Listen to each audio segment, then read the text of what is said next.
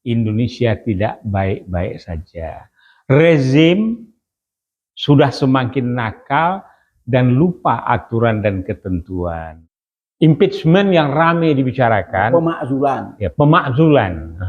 Ini tetap jalan. Mau diberhentiin Menko Polhukam, merembet bisa 15 menteri mundur, ya enggak.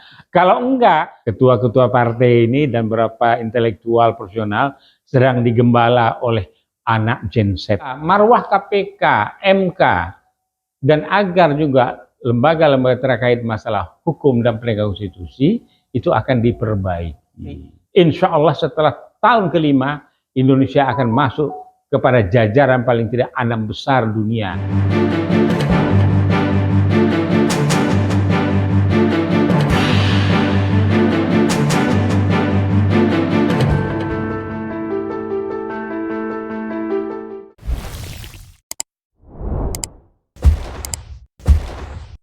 Bismillahirrahmanirrahim. Assalamualaikum warahmatullahi wabarakatuh.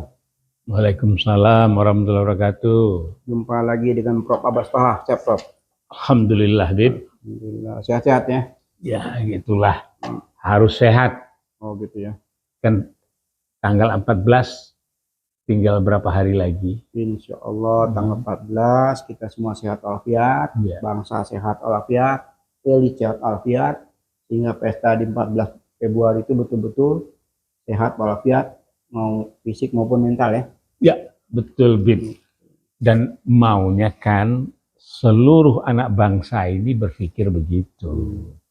Cuma ini kan ada anak bangsa ini mungkin kesambit, kata orang Betawi, kesurupan, atau mungkin megalum, kata psikolog, atau mungkin ya overconfidence, saking overnya nabrak konstitusi di mana-mana untuk menang atau dimenangkan oleh pendukungnya. Nah, jadi ini yang didukung melakukan sesuatu yang tidak pantas, yang mendukung juga demikian. Apalagi yang mendukung ini bagian daripada rezim yang seharusnya tidak boleh ikut cawe-cawe gitu. Jadi etikanya, konstitusinya, peraturan perundangan yang ada, kemudian dalam aspek moral ya, ini sudah tidak diindahkan lagi gitu. Nah, kalau bahasa sininya ini udah kayak andong Jogja ini, tutup kupingnya ngelihat ke depan. Pokoknya ada makanan di depan, itu saja ini fokus dia ke sana. Gitu. Nah, fokusnya menang, lanjut, nggak mikir tentang adanya. Sesuai iklan ya? Iya, nggak ada pemikiran tentang perlunya restorasi kata, ya, brewok nih, ya. Nasdem Surya Paloh kan dia punya diksi atau stigma itu restorasi, kan begitu.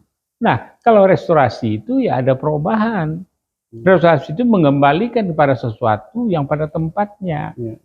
Sudah bagus. Jadi ada perubahan, kembalikan Undang-Undang 45, kembali untuk merealisasikan apa yang menjadi tersurat maupun tersirat di dalam pembukaan Undang-Undang Dasar 45 yang sekarang diterjemahkan dalam visi Amin itu Indonesia adil makmur untuk semua gitu, Bib. Menuju Indonesia makmur, sebentar lagi kita ada pesta demokrasi. Pesta yang luar biasa kita harapkannya. Yakin Habib ada pesta demokrasi? Yakin, dengan kelakuannya harus yakin. Beberapa paslon dan pendukung paslon tersebut. Nggak apa-apa, Prof. Sekarang ini katanya sudah melek, sudah ngerti politik. Sekarang bayangin, itu yang namanya kampanye dukungan dari masyarakat tua, sekarang terakhir ini muncul dari anak muda. Mereka tidak dibiayai, mereka bikin apa namanya dukungan kepada Anies itu yang begitu heboh. Itu bahasa kerennya itu Gen Z dan milenial gitu. yaitu yang merupakan bagian daripada bonus demografi. Iya, itu sekarang sudah sadar mereka. Mereka kan melek nih. Dan kita hampir tiap hari kita bicara di podcast yang selalu memberikan semacam pembelajaran politik ya, bahwa pesta demokrasi ini harus kita nikmati, harus kita enjoy dan kita laksanakan dengan luber. Betul. Saya 2 hari yang lalu, Bib, ya, di Akademi Bela Negara, Nasdem punya, yang dipimpin oleh Majen EGK Manila. Di sana itu saya memberi pemantapan, pengarahan dan motivasi terhadap manusia dan mahasiswa dan pemuda Indonesia Timur agar mereka tahu persis apa, kenapa dan bagaimana kondisi ini dan kenapa perubahan menjadi bagian fokus daripada paslon 1 Amin.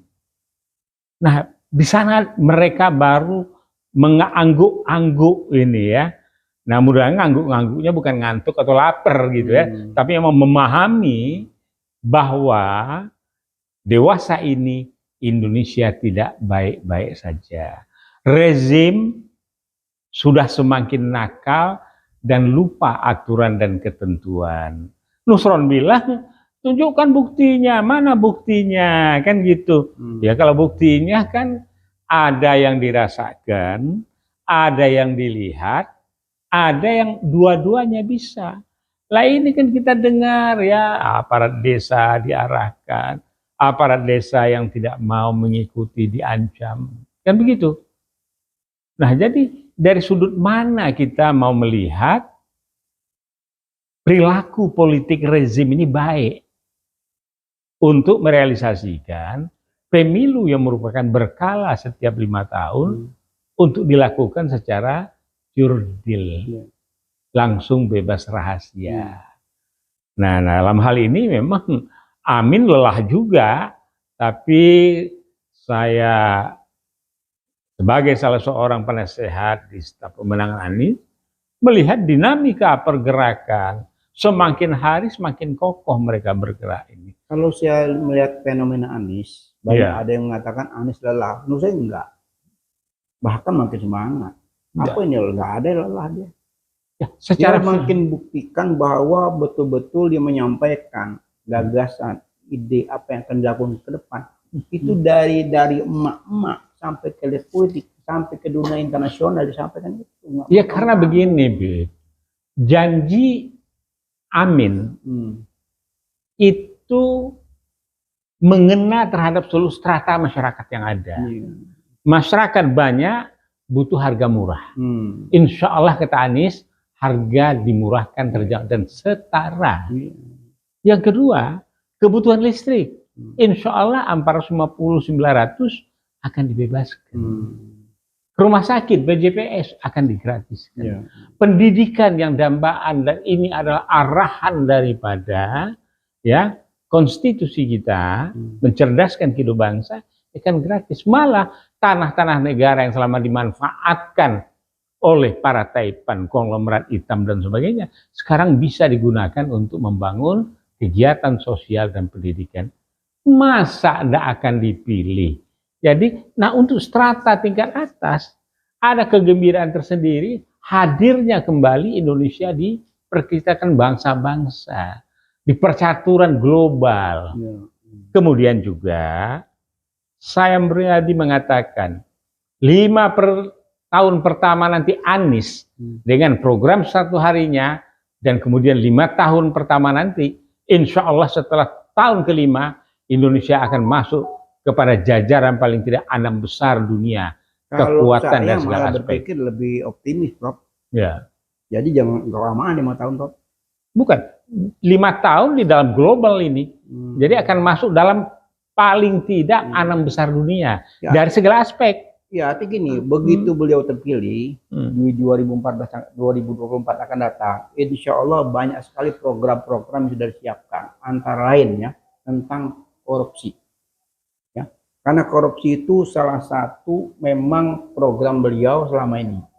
Nah, jadi waktu beliau menyampaikan di KPK kemarin, itu KPK seperti kaget. Tidak ada paslon yang menyampaikan seberani Anies.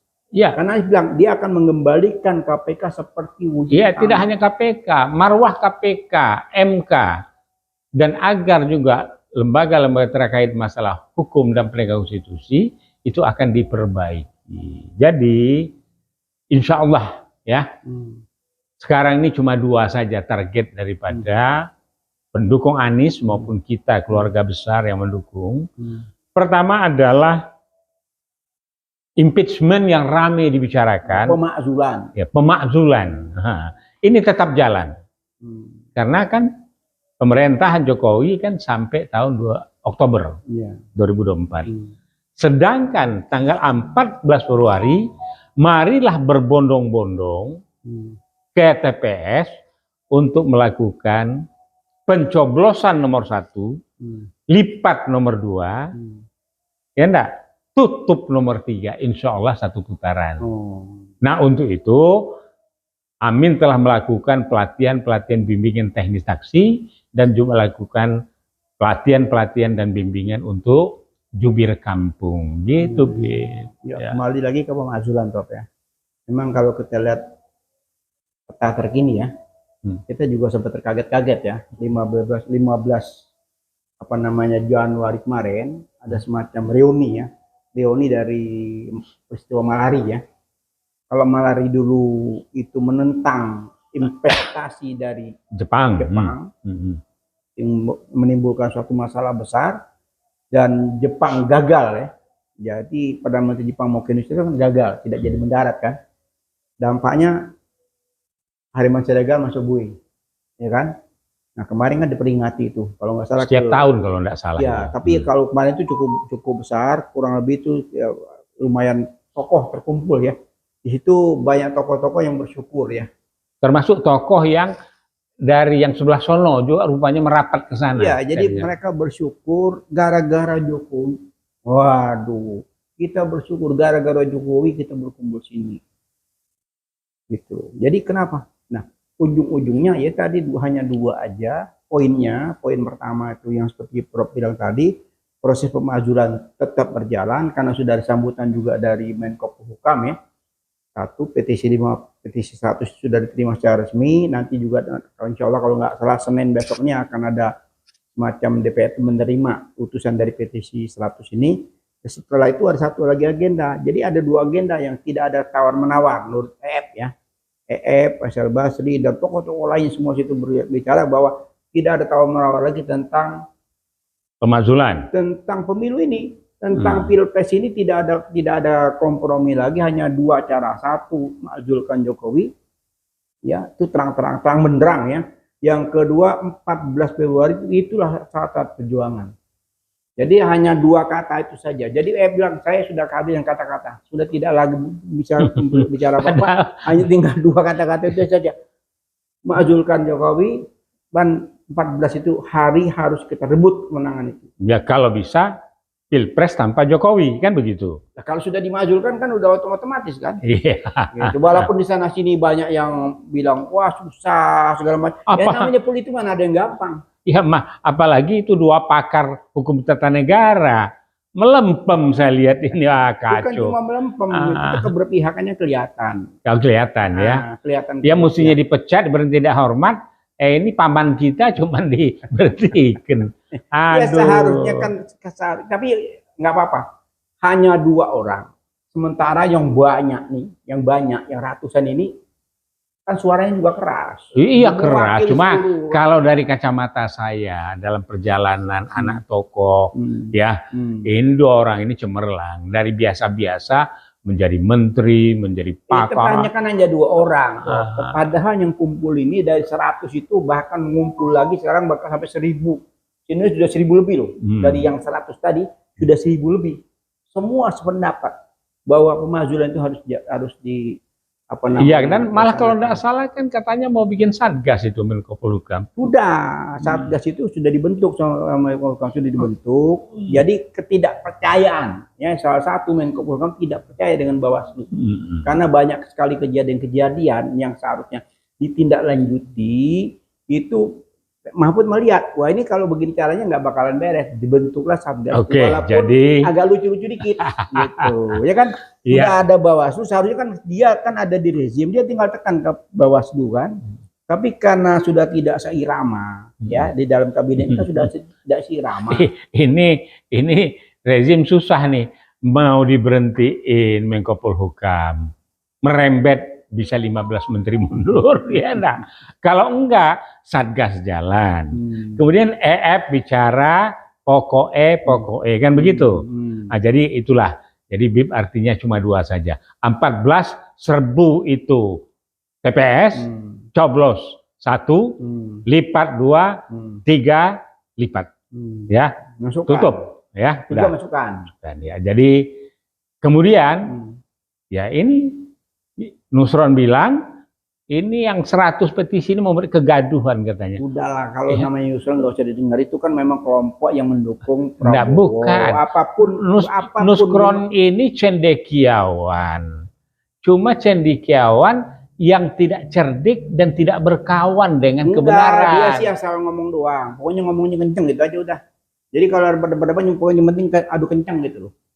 Gitu, adu nggak berbobot. Adu okol aja, bukan pakai akal gitu. Kalau pakai akal perdebatan itu kan mesti masuk akal atau tidak gitu. Tapi kalau dia enggak, dia yang penting kenceng gitu loh. Ngomongnya kenceng di dalam berdebat seakan-akan dia yang menjadi sebagai pemenang gitu loh. Itu aja yang saya perhatikan. Oke, baik Bib, itu saja barangkali singkat saja perjumpaan kita yang sudah lama ini.